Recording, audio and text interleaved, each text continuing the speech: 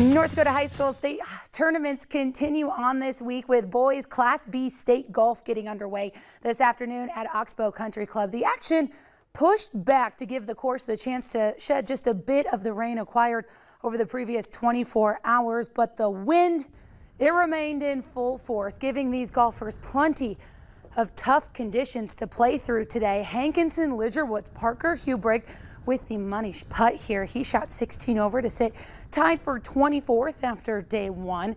The greens obviously saturated, and finding that touch was an all-day battle for the boys.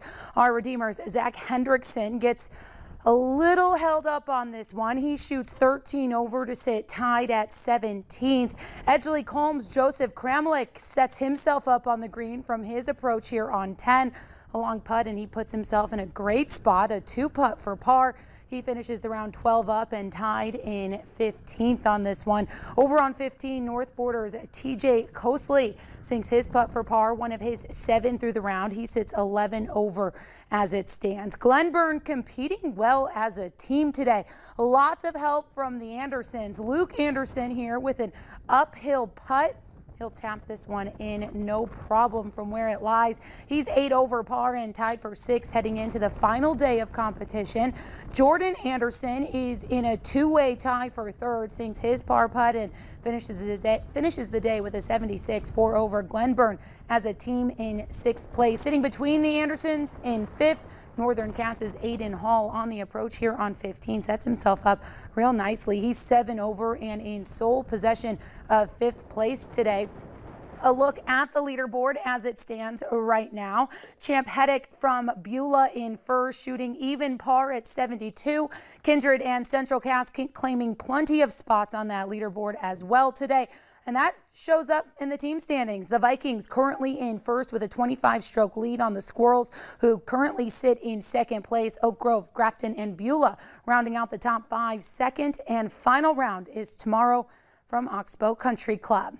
The Fargo-Moorhead Redhawks in Geneva, Illinois to take on the Kane County Cougars this week. This one in extra innings today, as the Cougars, well, they just won't go away in this one. The Hawks taking the lead back here in the 10th inning. Reimer Liriano scoring on the Sam Dexter single, but they had a little more insurance still. Manny Boscan with a Hawks single. That scores Dexter, but the Cougars again come back in the bottom of the 10th, forcing an 11th inning. Hawks again taking the lead. A sac fly puts the Hawks on top, but here we are, bottom of the 11th inning, just that 1-run lead, and the Cougars are right back to work, chipping away at that Hawks lead.